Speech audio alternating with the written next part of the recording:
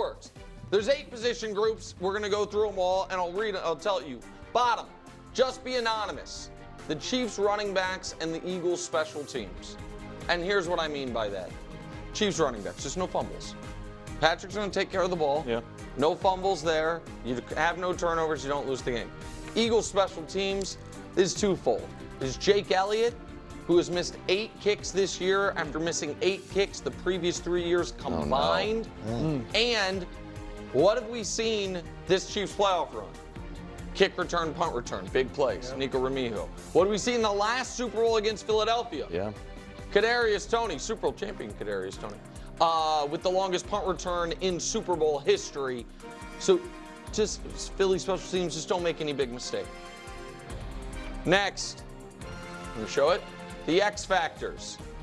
The quarterback for the Eagles and the linebackers for the Eagles, most notably Jalen Hurts and Zach Bond. Can Zach Bond put an exclamation point on what would be one of the most shocking single seasons for a player acquired via free agency for not a lot of money of the last decade? Like, nobody saw this coming, and Zach's going to have a hell of a responsibility patrolling the middle of the field against Kansas City. And then there's Jalen Hurts.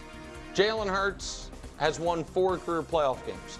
The NFC Championship game was the first time he had 160 yards passing in a win. The Chiefs are going to dare the Eagles to turn this into a drop-back passing game. If they do, and the Eagles take that dare, so to speak, can Jalen produce? If he can, the Eagles will be Super Bowl champions. Don't get highlighted. Chiefs offensive line, Eagles secondary, and the Chiefs linebackers. Here's what I mean. Chiefs offensive line. I love you, man. I don't want to hear Mike Caliendo's name on the broadcast except for the player intros. Because if we do, it's going because Jalen Carter has mush-faced him into the center of the earth and he's coming after Patrick Mahomes. That's going to happen. Eagles secondary. Whether it's the rookies coach was talking about, Chauncey Gardner-Johnson, who I was talking about, what you don't want to see is one of these guys either in single coverage against one of the Chiefs' speedy wideouts or nose-to-nose with Travis Kelce bumping helmets and Kelce falls backwards and all of a sudden flags. Chiefs linebackers is very simple. I can't see a spot shadow of Saquon Barkley, Derrick Henry, and someone to the middle earth. I just can't. Just don't be highlighted. Do your job and be fine. One huge play. The Chiefs pass catchers, wide receivers, and tight ends. Coach talked about it for Travis. I'm going to talk about it more for Xavier. Can Xavier and Patrick connect on one of those go balls that they worked on all year in practice, which was on national television? Can DeAndre maybe, who's been very quiet this postseason, one catch, come through just one big third down or one red zone target for the Eagles defensive line? Talking to you, Nolan Smith. Talking to you, Jalen Carter. Strip sack? Can you make one game-changing, come-around-the-edge huge play? And for the Chiefs special teams, we already talked about Nico Remigio's returns. What if Harrison Butker makes another kick to win another Super Bowl? Listen, I don't know about kickers making the Hall of Fame or not. I do know his postseason resume. He needs one huge moment to match Vinatieri's postseason resume, not the longevity of the postseason resume. Is that true, Coach? It needs more than one. Well, you know, because your guy's kicker was Gostkowski for most of the run. Not early. I understand. Well, again, Hobbs put in the show of Vinatieri, Butker side by side. I wouldn't say it if it's not true. I wouldn't say it if it's not true. Well, why have Jalen Hurts so low? Well, that's opinion. This is about when I talk about historical comps. Elite with questions. The Eagles' offensive line and the Chiefs' defensive backs. Here's what we mean. Eagles' offensive line might be the best in football. However, Cam Jurgens and Dickerson, both injured in the conference championship game. One injured going into it, one injured during it, came back in the game. How healthy are they going to be? That's critically important. Chiefs secondary. Since Jalen Watson came back, you feel good about both corner spots.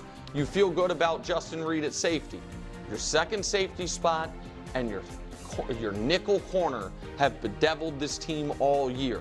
The Eagles, if they go 3 wide, are they going to be able to target whether it's Joshua Williams or Shamari Connor, whomever it is. You like the overall, like the Eagles, you love their tackles, you love the overall talent of the line, you have questions about injuries. For the Chiefs, you have questions about the depth there, but it's an elite group. Game breakers, the Eagles pass catchers, and the Chiefs defensive line. AJ and Devontae Smith can score, as we talk about 60-yard Saquon touchdowns.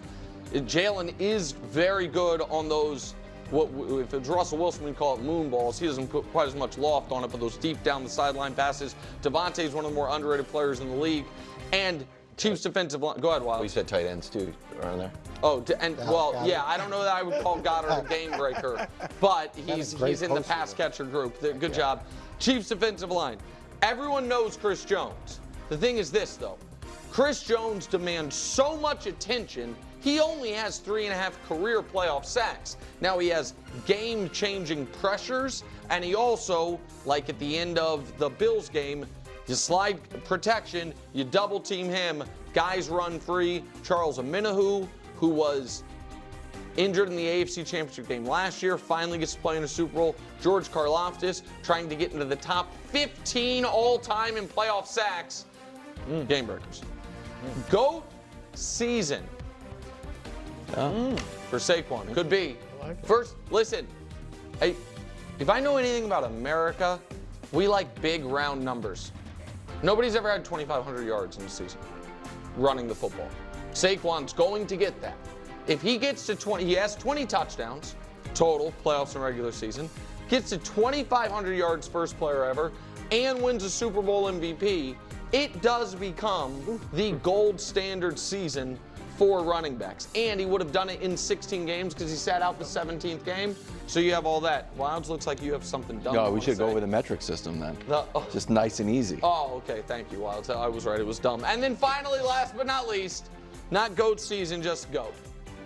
The Chiefs quarterback is the most dominant position group in this football game, and it is the reason, if you are picking the Kansas City Chiefs, why you are picking the Kansas City Chiefs. Despite the well-rounded nature of the roster, you just feel like if this guy has the ball in his hands and has a chance to win, he's going to win. Coach? Okay, I'm going to be perfectly honest with you guys. I don't really know what to do with this. I'll be 100% honest with you. I really don't. I have no problems admitting that. The truth is, I agree with a lot of, like the little category names or titles or whatever the heck they're considered. I think it's, kind of totally fair in terms of, the X factors or, just be anonymous. I can totally get behind that. Although, you would say that Saquon is a game breaker as well, and Travis Kelce or Mahomes can be a game breaker. So can Jalen Hurts. And also, if you're an X factor, like for Jalen, shouldn't you be significantly higher up? And again, so then you're saying that the Kansas City Chiefs wide receivers are better than Jalen Hurts? Or the special teams is better than Jalen Hurts. That's what I'm saying. When we talk about these tiers, rankings, whatever, just okay. I mean, it just doesn't really make a whole lot of sense. I'll be honest with you. And then, trying to even just make sense of this in terms of these tiers, I don't know. I really don't know. And if anything, I think it would have been more interesting just to go from compare the special teams to Kansas City special, right? Like Eagles to Chiefs special teams, the LBs, O-line, O-line, right receiver tech. I think that would have been more interesting to do rather than try to rank the defensive line for the Kansas City Chiefs and try to see, that's better than, again, or that Saquon Barkley is better than the defensive line for the Kansas City Chiefs. I don't know.